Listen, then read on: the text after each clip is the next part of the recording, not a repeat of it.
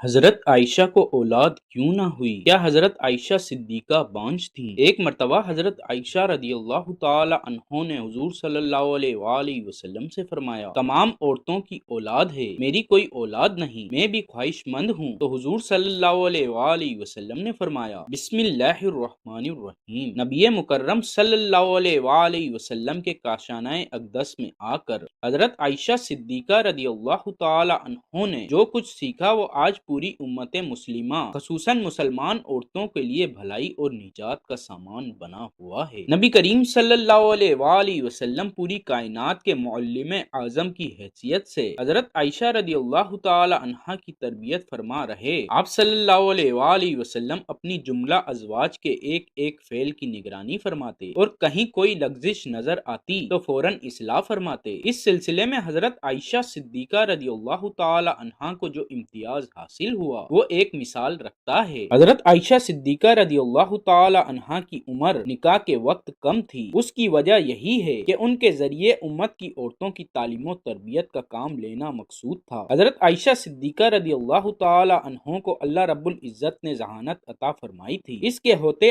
آپ کے سامنے جب بھی کوئی مسئلہ درپیش آتا تو آپ نبی کریم صلی اللہ علیہ وآلہ وسلم سے پوچھ لیتی، اور جب آپ صلی اللہ علیہ وآلہ وسلم مسئلہ واضح فرما دیتے تو وہ انہیں ازبر کر لیتی۔ یہی وجہ ہے کہ حدیث کی کتابوں میں حضرت عائشہ صدیقہ رضی اللہ تعالی عنہ سے روایت کردہ حدیثوں کی کافی تعداد ہے۔ امام بخاری اور امام مسلم علیہ رحمہ کے مطابق حضرت ابو ہریرہ اور حضرت عبداللہ بن عمر رضی اللہ تعالی عنہ کے علاوہ کسی دوسرے صحابی نے حضرت عائشہ صدیقہ رضی اللہ تعالی عنہا سے زیادہ حدیث روایت نہیں کی۔ ام المومنین حضرت عائشہ صدیقہ رضی اللہ تعالی عنہا حضور پاک صلی اللہ علیہ وآلہ وسلم کے نکاح میں شوال کے مہینے میں آئیں اور شوال کے مہینے میں ہی آپ رضی اللہ تعالی عنہا کی رخصتی ہوئی۔ حضرت ابو عمر رضی اللہ تعالی عنہ فرماتے ہیں کہ ام المومنین حضرت عائشہ صدیقہ رضی اللہ تعالی عنہا کسی وجہ سے یہ بات پسند کرتی تھیں کہ ان کے خاندان اور دوسرے تعلقات دار لوگوں کی خواتین بھی اپنے خاوندوں کے پاس شوال کے مہینے میں ہی جائیں۔ ام المومنین حضرت عائشہ صدیقہ رضی اللہ تعالی عنہا کے فضائل میں سے ہے کہ حضور پاک صلی اللہ علیہ وآلہ وسلم نے آپ رضی اللہ تعالی عنہا کے علاوہ کسی دوسری کنواری عورت سے شادی نہیں فرمائی، اور حضور پاک صلی اللہ علیہ وآلہ وسلم اپنی تمام ازواج مطہرات میں سے حضرت عائشہ صدیقہ رضی اللہ تعالی عنہا سے ہی سب سے زیادہ محبت فرماتے تھے، یہاں تک کہ آپ رضی اللہ تعالی عنہا اگر کسی چیز کی خواہش کرتی تو آپ صلی اللہ علیہ وآلہ وسلم پورا فرماتے۔ ایک سفر کا واقعہ ہے جب حضور پاک صلی اللہ علیہ وآلہ وسلم نے ام المومنین حضرت عائشہ صدیقہ رضی اللہ تعالی عنہا کو نہ پایا تو فرمایا، ہائے میری دلہن۔ یہ الفاظ امام احمد علیہ رحمہ نے نقل کیے ہیں۔ حضرت عائشہ صدیقہ رضی اللہ تعالی عنہا دین کی بہت بڑی عالمہ اور فصاحت کی دولت سے مالا مال تھیں، نیز آپ رضی اللہ تعالی عنہا نے رسول اللہ صلی اللہ علیہ وآلہ وسلم سے بکثرت احادیث روایت کی ہیں۔ آپ رضی اللہ تعالی عنہا عرب کی تاریخ اور اشعار کی بھی بہت بڑی عالمہ تھیں۔ یہی وجہ ہے کہ صحابہ کرام اور تابعین کی بہت بڑی جماعت نے آپ رضی اللہ تعالی عنہا سے احادیث روایت کی ہیں۔ نبی کریم صلی اللہ علیہ وآلہ وسلم نے حضرت عائشہ صدیقہ رضی اللہ تعالی عنہا کے لیے 2 راتیں مقرر فرما رکھی تھیں، ایک ان کی اپنی اور ایک حضرت ام المومنین سودا رضی اللہ تعالی عنہا کی، کیونکہ وہ بوڑھی ہو گئی تھیں اور انہوں نے اپنی باری بھی حضرت عائشہ صدیقہ رضی اللہ تعالی عنہا کو دے دی تھی، یعنی حضرت عائشہ رضی اللہ تعالی عنہا ام المومنین حضرت خدیجہ الکبریٰ رضی اللہ تعالی عنہا کے بعد ازواج میں سے خوش قسمت ترین ہیں کہ جنہوں نے اللہ کے نبی صلی اللہ علیہ وآلہ وسلم کے ساتھ اتنی زیادہ قربت نصیب فرمائی۔ حضرت عائشہ حضور صلی اللہ علیہ وآلہ وسلم کی رفاقت میں تقریباً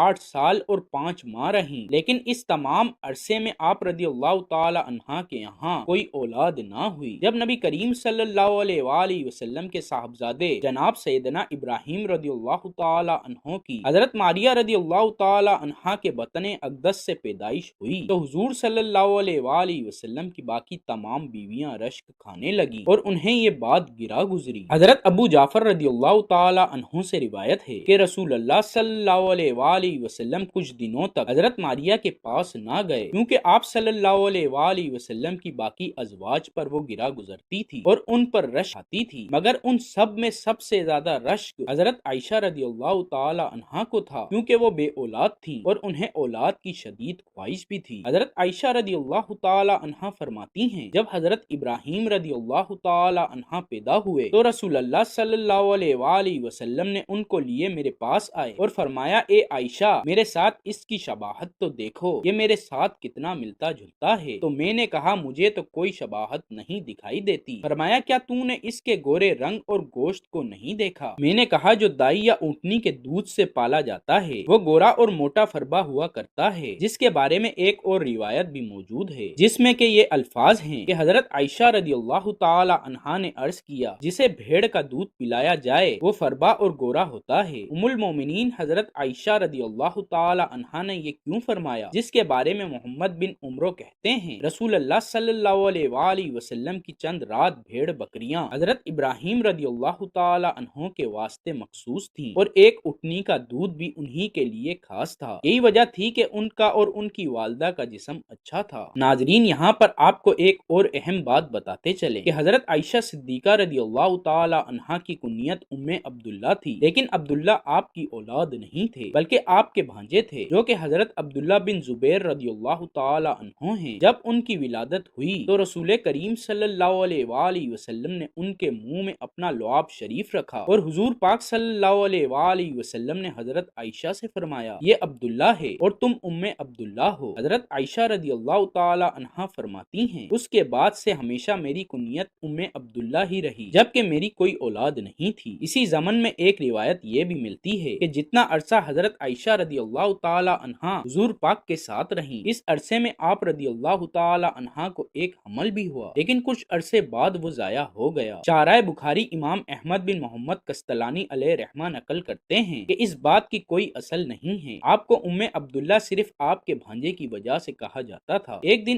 آپ رضی اللہ تعالی عنہا نے عذرا حسرت حضور پاک صلی اللہ علیہ وآلہ وسلم سے اس بارے میں عرض کی کہ اور خواتین نے تو اپنی سابقہ اولادوں پر اپنی اپنی کنیت رکھ لی ہے، میں اپنی کنیت کس نام پر رکھوں جبکہ میری کوئی اولاد نہیں؟ تو رسول اللہ صلی اللہ علیہ وآلہ وسلم نے فرمایا تم اپنے بھانجے عبداللہ کے نام پر اپنی کنیت رکھو جو کہ تمہاری بہن اسما بنت ابو بکر عبداللہ بنت عوام کے بیٹے ہیں۔ بس تب سے آپ کو ام عبداللہ کی کنیت سے پکارا جانے لگا۔ دعا ہے کہ اللہ پاک دین اسلام کو پھیلانے کی ہماری اس کاوش کو قبول و منظور فرمائے اور اسے ہمارے لیے اجر عظیم اور ہمارے لیے صدقہ جاریہ کا باعث بنائے، آمین۔ ناظرین کمنٹ باکس میں اللہ تعالیٰ کے 99 ناموں میں سے ایک نام ضرور ٹائپ کریں۔